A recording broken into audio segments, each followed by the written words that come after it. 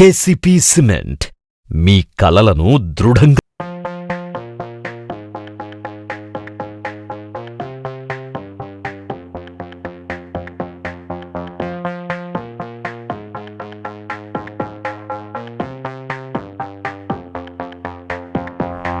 కష్టపడి పంట పండించిన రైతుకు సుఖంగా తినే రాత కూడా ఆ భగవంతుడు రాసిపెట్టి లేదనుకుంటా. ఎందుకంటే ఓ పక్క ఎండ దెబ్బకు పంట మొత్తం దెబ్బతింటోంది, ఇంకో పక్క వాతావరణంలో మార్పుల కారణంగా వానలు కురిసి పంట మొత్తం చేతికి రాకుండా పోతోంది.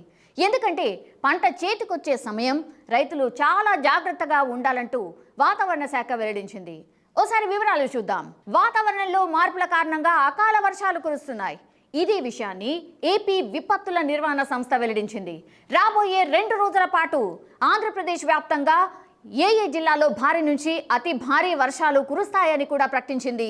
ఓసారి చూద్దాం. వర్షాలతో పాటు పిడుగులు కూడా పడే ఛాన్స్ ఉందని కూడా ప్రకటించింది. దక్షిణ మధ్య మహారాష్ట్ర నుంచి దక్షిణ తమిళనాడు వరకు ద్రోణి కొనసాగుతోంది. దీని ప్రభావంతో ఏప్రిల్ 22న ఉత్తరాంధ్ర, రాయలసీమలో అక్కడక్కడ మోస్తారు వర్షాలు పడే అవకాశం కనిపిస్తోంది. అలాగే ఏప్రిల్ 23న ఉత్తరాంధ్ర, తిరుపతి, చిత్తూరు, అన్నమయ్య జిల్లాలో అక్కడక్కడ మోస్తారు నుంచి భారీ వర్షాల నుంచి అతి భారీ వర్షాలు కురిసే అవకాశం కనిపిస్తోంది. వర్షాలతో పాటు పిడుగులు కూడా పడే అవకాశం కూడా ఉంది.